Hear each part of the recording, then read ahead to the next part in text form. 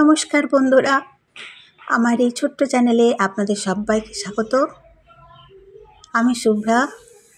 আজও চলে এসেছি আপনাদের সামনে একটি নিরামিষ সবজি রান্না নিয়ে। যদি আমার চ্যানেলের ভিডিওগুলো ভালো লেগে থাকে তাহলে বন্ধুরা please like, comment, share, subscribe করতে ভুলবেন না।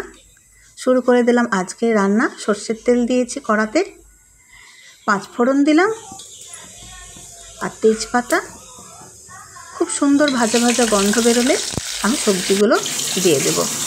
আমি নিয়েছি শিম, আলু, বেগুন, বিনস, বরবটি, গাজর, কুমড়ো। এই সবজিটা রান্না করলে কিন্তু আমরা সবুজ,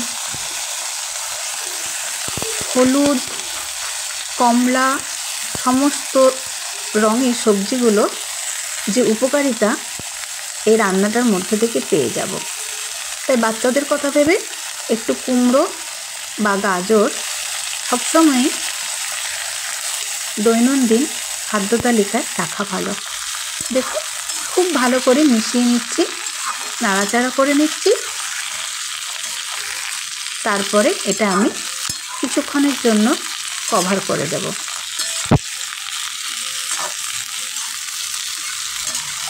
ঢাকা দিয়ে দিলে সবজিটা একটু সেদ্ধ হয়ে যাবে।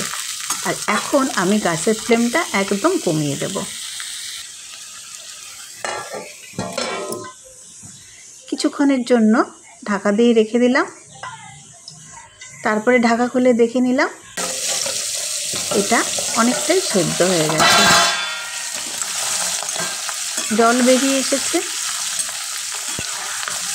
এটাকে আবারও আমি খুব ভালোভাবে নাড়াচাড়া করে নিয়ে ঢাকা দিয়ে দেব।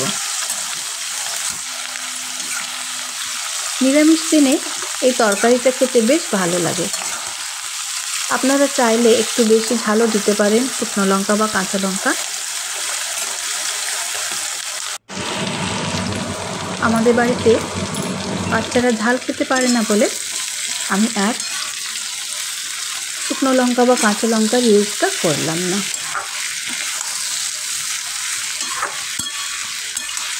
সবজিটা কষালে এটা খেতে কিন্তু খুব সুন্দর লাগে। এবার আমি দিয়ে দিয়েছি হলুদ গুঁড়ো, জিরে গুঁড়ো, ধনে গুঁড়ো, লঙ্কা গুঁড়ো আর একটু সবজি মশলা। আমি একটা সবজি মশলা ইউজ করি। আপনাদের যদি বাড়িতে না থাকে তাহলে তেজপাতা, শুকনো লঙ্কা, গোলমরিচ, গোটা জিরে, ধনে শুকনো খোলায় নেড়ে আর মিক্সিতে গুঁড়ো করে নিলেই কিন্তু হয়ে যাবে সবজি মশলা। এই সবজি মশলার গন্ধটা খেতে খুব ভালো লাগে।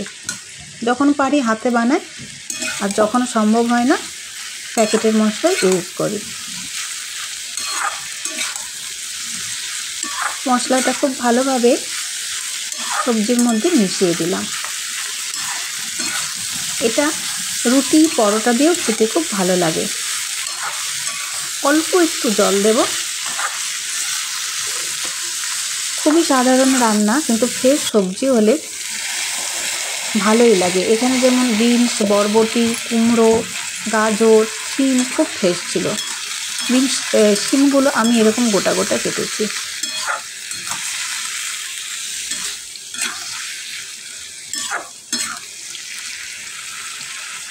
এর মধ্যে তরকারিটার ঘনত্ব বাড়ানোর জন্য আমি দিয়ে দেব বড় চামচের 1 চামচ পোস্ত।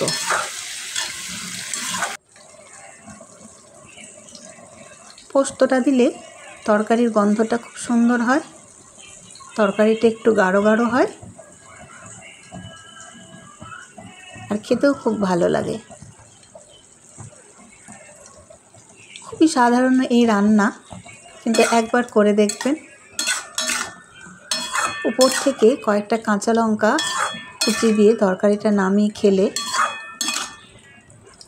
ভাত বা রুটি পরোটাতে সুন্দর লাগবে। দিয়ে দিলাম এখন আন্দাজ মতো নুন।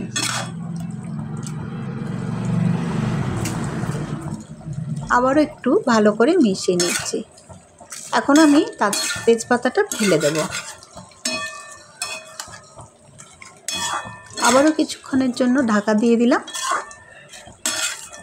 গ্যাসের ফ্লেমটা আবারও একটু লো করে দিলাম। দেখুন, ঢাকনা খুলে দেখে নিলাম সেদ্ধ হয়েছে কিনা। এটা সেদ্ধ হয়ে গেছে, বেশি ঘাঁটবো না। এটা এরকম যেরকম কেটেছি সেরকমই একটু ছোট ছোট গোটা থাকবে, দেখতেও ভালো লাগবে, মুখের মধ্যে সবজিটা পড়লে খেতেও ভালো লাগবে। ভালো লাগলে বন্ধুরা একটু লাইক আর শেয়ার আর সাবস্ক্রাইব করে দেবেন। Thank you. দেখুন, একেবারেই রেডি হয়ে গেছে আমার এই পাঁচমিশালি সবজির ঘন্টটা। খুব ভালো লাগবে খেতে, একবার বানিয়ে দেখুন। আর ভালো লাগলে বন্ধুরা সাবস্ক্রাইব করতে ভুলবেন না।